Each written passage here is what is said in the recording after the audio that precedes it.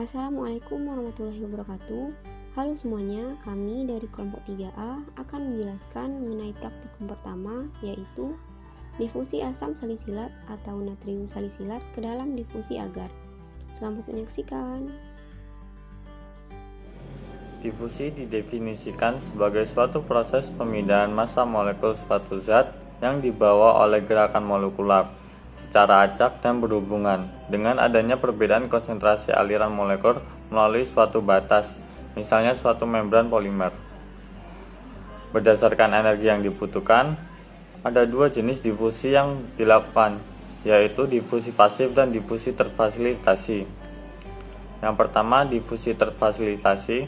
Difusi terfasilitasi merupakan suatu pelaluan zat yang bersifat transport pasif tetapi memerlukan bantuan protein pembawa sehingga zat yang diangkut bersifat spesifik. Setiap protein pembawa mempunyai tempat berikatan atau binding site untuk molekul tertentu yang akan dilakukan. Setelah berikatan dengan suatu molekul, protein membran berfungsi memindahkan molekul yang dimaksud ke sisi lain membran dengan cara rotasi dan perubahan bentuk. Yang kedua yaitu difusi pasif. Difusi pasif merupakan proses pelaluan zat yang bersifat transport pasif melalui pori protein yang dibentuk oleh protein integral atau pori statis akibat gerakan rantai asam lemak lapisan ganda lipid. Zat yang diangkut tidak bersifat spesifik tetapi memenuhi syarat ukuran maupun muatan. Berikut faktor-faktor yang mempengaruhi kecepatan difusi, antara lain yang pertama ukuran partikel. Semakin kecil ukuran partikel, semakin cepat partikel itu akan bergerak sehingga kecepatan difusi semakin tinggi. Yang kedua, ketebalan membran. Semakin tebal membran, semakin lambat kecepatan difusi. Yang ketiga, luas suatu area. Semakin besar luas area, semakin cepat pula kecepatan difusinya. Yang keempat, jarak. Semakin besar jarak antara dua konsentrasi, semakin lambat kecepatan difusinya.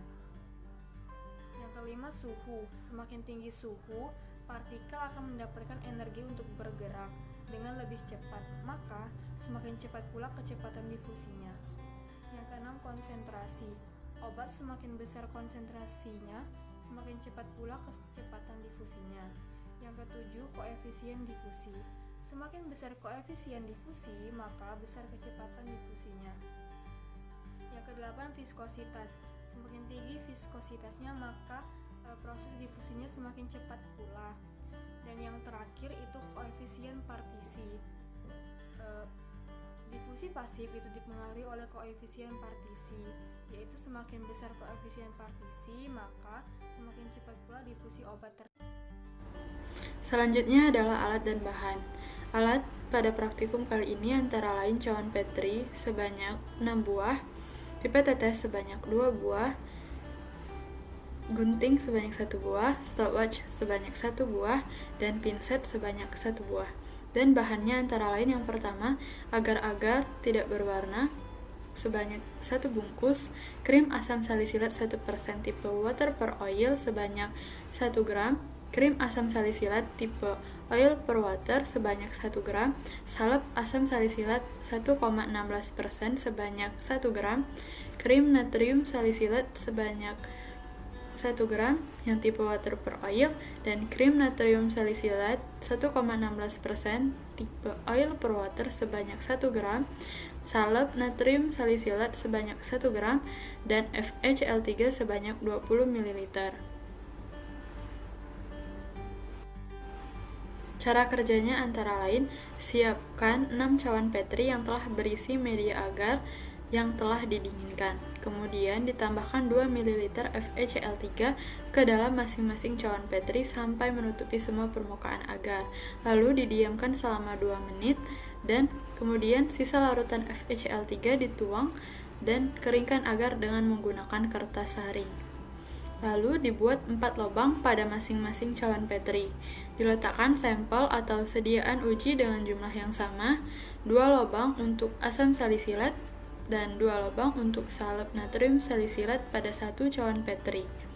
Kemudian dilakukan kembali hal di atas untuk basis krim oil per water dan water per oil. Lalu kemudian disimpan cawan Petri di dalam kulkas selama 30 menit, diamati percobaan yang terjadi. Lalu dibiarkan pada suhu kamar dan amati percobaan yang terjadi selama 2 dan 3 jam. Dan diamati ketajaman warna dan kedalaman warna pada agar. Baik, selanjutnya saya akan membahas data hasil pengamatan pada praktikum difusi kali ini. Pada praktikum kali ini diberi dua perlakuan, yaitu pada suhu kamar dan pada suhu dingin. Terdapat 6 cawan Petri. Pada menit ke-30, dari cawan pertama berturut-turut ke cawan ke-6, diameternya yang dihasilkan berupa 0,8, 0,7, 0,9, 0,8, 0,8, dan 0,9. Selanjutnya pada menit ke-45, dari cawan pertama dan cawan ke-6 berturut-turut 1,1, 1,2, 1,3, 1,1, 1,1, dan 1,1. Selanjutnya pada menit ke-60 dari cawan 1 sampai cawan ketiga pada suhu kamar diameternya ya ini 1,3, 1,3, 1,3, sedangkan pada suhu dingin diameternya itu 1,1, 1,1, 1,2. Selanjutnya pada menit ke-75 pada suhu kamar cawan pertama hingga cawan ketiga yaitu 1,3, 1,4, 1,4, dan pada suhu dingin diameternya 1,1, 1,2, 1,2. Jadi dapat disimpulkan bahwa laju difusi asam salisilata terbesar pada medium agar yang diberikan dan diletakkan pada suhu kamar. Selanjutnya kesimpulan, yang pertama, difusi adalah gerakan molekul dari konsentrasi tinggi ke konsentrasi yang lebih rendah, yaitu terjadi penurunan gradien konsentrasi sampai mencapai keseimbangan dan penyebarannya seimbang. Faktor-faktor yang mempengaruhi difusi diantaranya ukuran partikel, luas area, ketebalan membran, suhu, konsentrasi obat, koefisien partisi, viskositas, dan koefisien difusi. Sekian, terima kasih. Wassalamualaikum warahmatullahi wabarakatuh.